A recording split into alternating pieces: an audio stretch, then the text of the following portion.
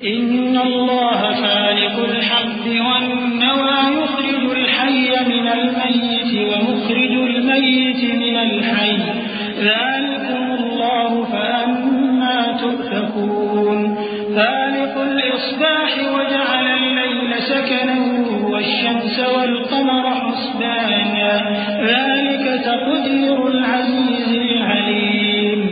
بے شک اللہ ہی دانے اور گٹھلی کو پھاڑ کر ان سے درخت وغیرہ اگاتا ہے، وہی جاندار کو بے جان سے نکالتا ہے اور وہی بے جان کا جاندار سے نکالنے والا ہے۔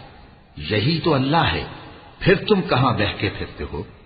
وہی رات کے اندھیرے سے صبح کی روشنی پھاڑ نکالتا ہے اور اسی نے رات کو موجب آرام ٹھہرایا اور سورج اور چاند کو حساب کا ذریعہ بنا دیا۔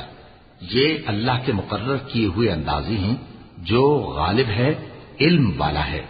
وهو الذي جعل لكم النجوم لتهتدوا بها في ظلمات البر والبحر قد فصلنا الآيات لقوم يعلمون وهو الذي أنشأكم من نفس واحدة فمستقر ومستودع قد فصلنا الآيات لقوم يفقهون وهو الذي أنزل من السماء ماء فأخرجنا به نبات كل شيء فأخرجنا منه خضرا نخرج منه حبا متراكبا ومن النخل من طلعها قنوان دانية وجنات من أعناب والزيتون والرمان مشتبها وغير متشابه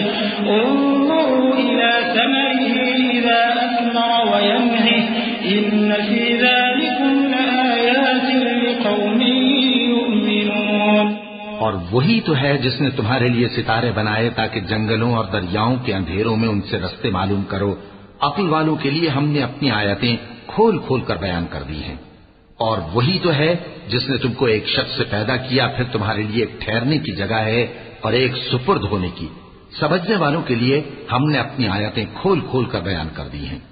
اور وہی تو ہے جو آسمان سے مے برساتا ہے، پھر ہم ہی جو مے برساتے ہیں اس سے ہر طرح کے نباتات اگاتے ہیں، پھر اس میں سے سبز پودے نکالتے ہیں اور ان پودوں سے ایک دوسرے کے ساتھ جڑے ہوئے دانے نکالتے ہیں اور کھجور کے گابھے میں سے لٹکتے ہوئے گچھے اور انگوروں کے باغ اور زیتون اور انار جو ایک دوسرے سے ملتے جلتے بھی ہیں اور نہیں بھی ملتے۔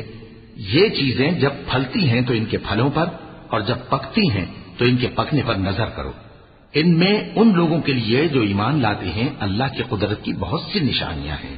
وَجَعَلُوا لِلَّهِ شُرَكَاءَ الْجِنَّ وَخَلَقَهُمْ وَخَرَقُوا لَهُ بَنِينَ وَبَنَاتٍ بِغَيْرِ عِلْمٍ سُبْحَانَهُ وَتَعَالَى عَمَّا يَصِفُونَ۔ اور ان لوگوں نے جنوں کو اللہ کا شریک ٹھہرایا حالانکہ ان کو بھی اسی نے پیدا کیا، اور بے سمجھے جھوٹ بہتان اس کے لیے بیٹے اور بیٹیاں بنا کھڑی کی۔ وہ ان باتوں سے جو اس کی نسبت بیان کرتے ہیں پاک ہے، اور اس کی شان ان باتوں سے بلند ہے۔